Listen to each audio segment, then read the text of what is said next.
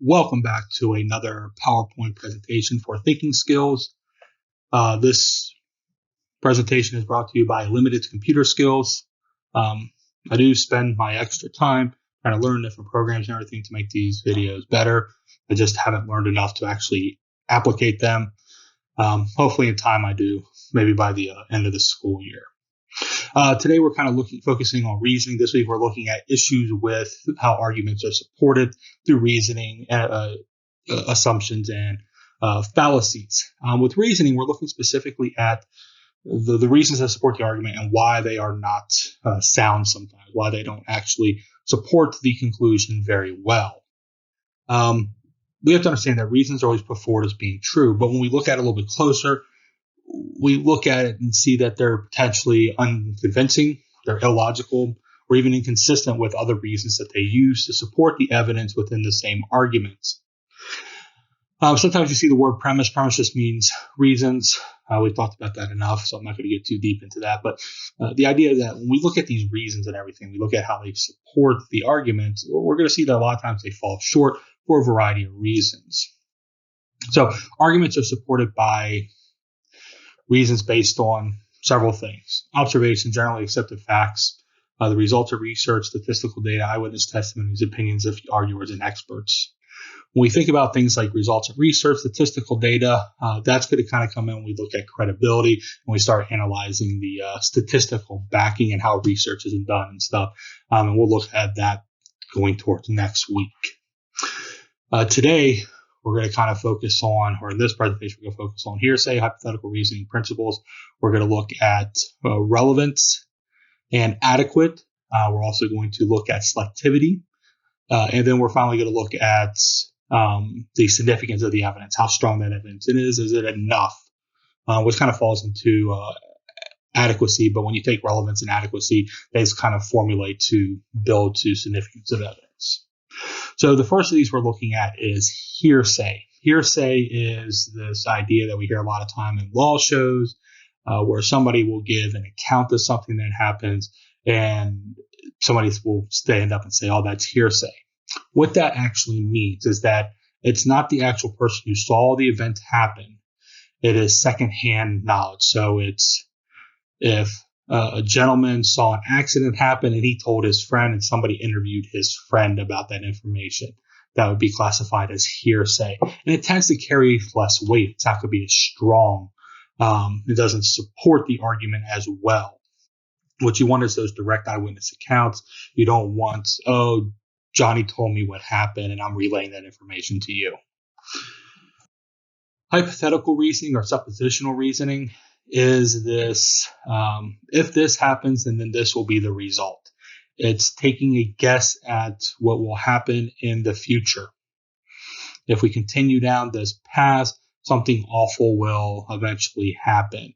If you don't do these things, and then you're going to have something really bad as a result.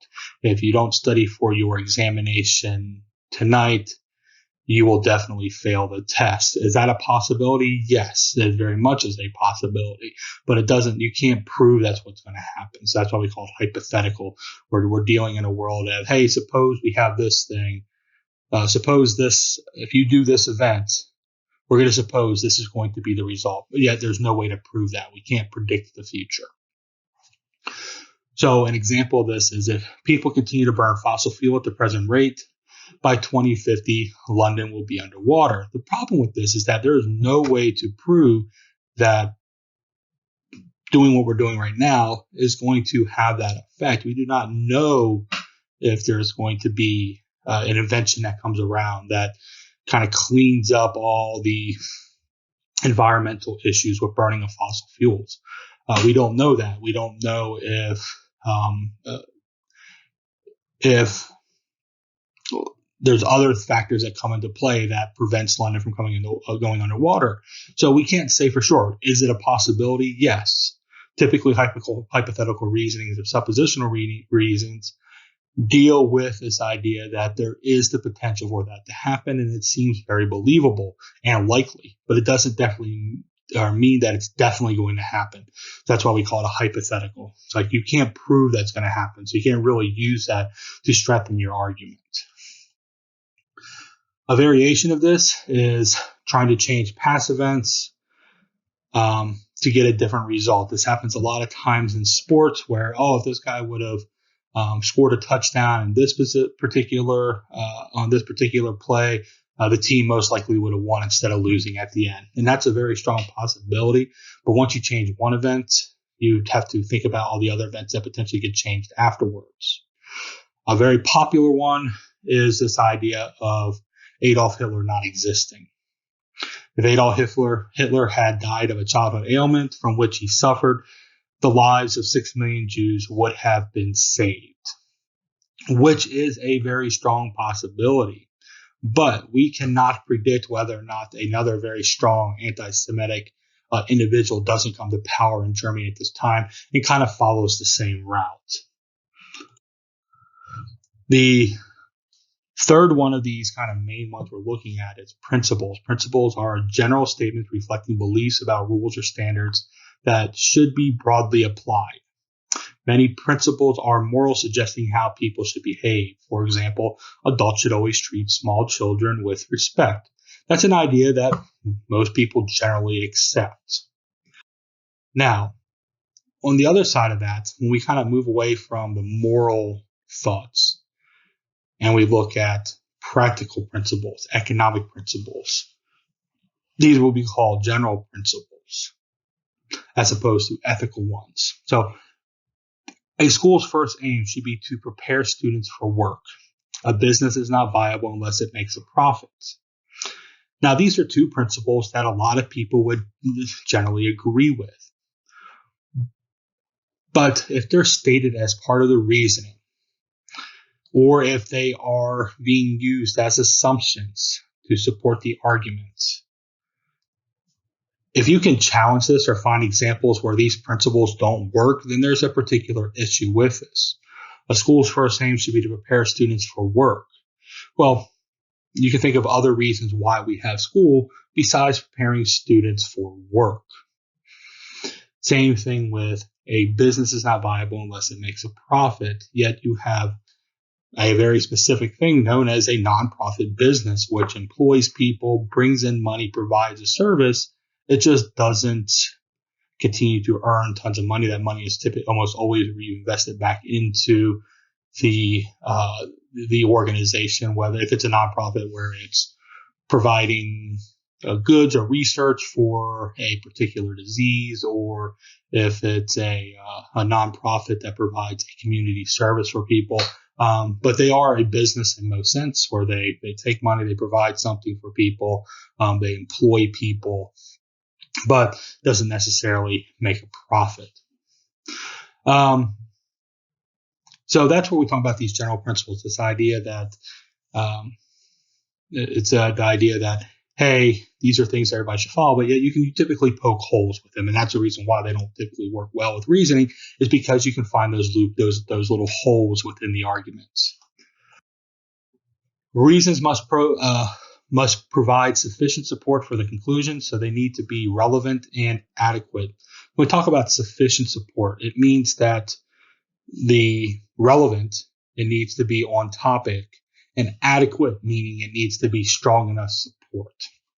So if you look at this particular example, there has been evidence of students copying each other's work in school examinations. So from now on, no students should ever be allowed to bring mobile phones to school. The conclusion of this is that students should not be allowed to bring mobile phones to school. The reason they give to support this is that there has been evidence of student copying each other's work in school examinations. Now, that seems like a solid reason to support this conclusion. The problem is that it's not adequate enough. It might not even be relevant.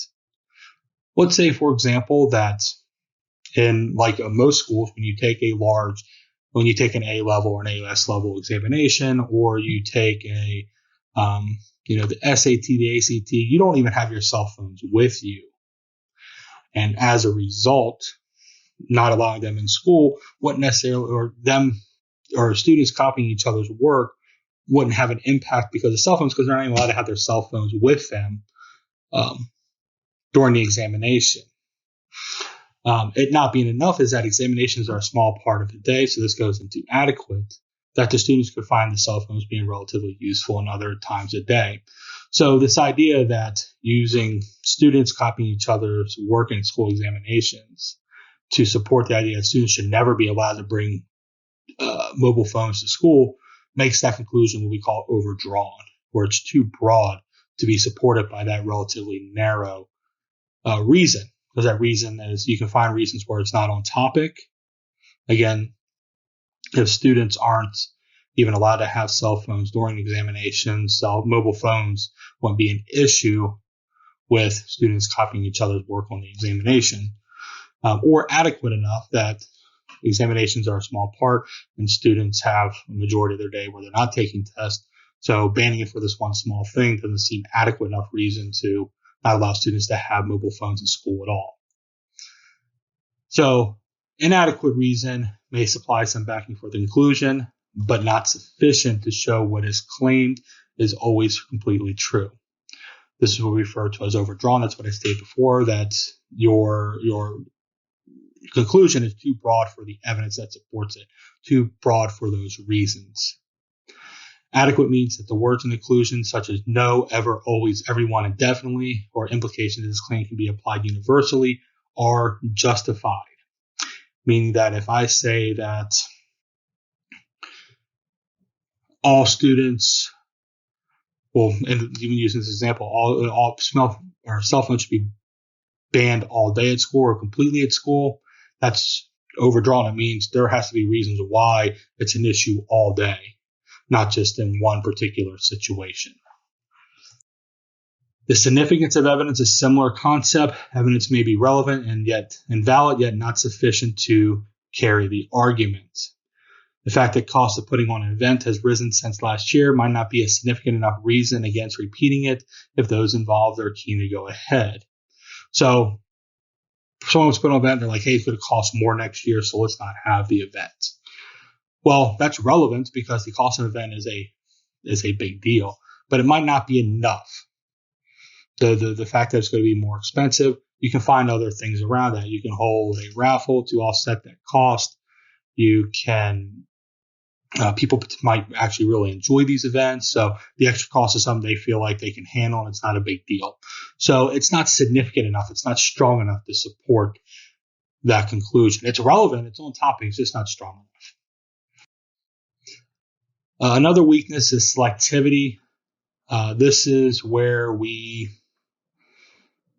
particularly in pick a specific thing that we do not like about something and use that to argue completely against this. We get into this a little bit more, fallacies and stuff. This kind of falls within with Texas sharpshooter in the fallacies area. But in general, this idea of selectivity is that you're selecting a specific part that's not good and using it to dismiss everything. Don't send your children to Upper Brownbridge School. The chemistry science block has very limited facilities. Now, this could be a good criticism, and it might be valid. It might not have very good facilities. But if that is the only weakness of the school, then it's not enough. You're kind of picking one little thing out and using it to kind of downplay the whole school. And even if it does have poor facilities, it might not matter to a large number of students, particularly those who might not care about science or those who might move to a different school after 10th grade if they take chemistry 11th grade. Selectivity means focusing on some information that, though relevant, does not give a full and balanced picture of the situation. And, the example of asking somebody what they got as a present, they say a pair of socks, so you feel bad for them, but they specifically leave out the fact that they got $1,000 or a car or something else that might show like, wow, you had an amazing birthday. If you just tell them you got a pair of socks, it's going to kind of downplay it, but it's being very selective to get a specific reaction or specific result. The last thing we're going to look at is reasonable, plausible, or credible, which we'll kind of get into deeper when we talk about credibility criteria next week. Arguments may be so irrationally argued and contrary to common sense as to not be reasonable. evidence may not be plausible or credible. Again, we looked at this through Craven. As I said, that's something we'll talk more about next week. So it shows that the information we provided is not reliable. So when we have not enough of reliability, it weakens the reason for the arguments. Well, that's it for this presentation. As always, be safe, wear seatbelts.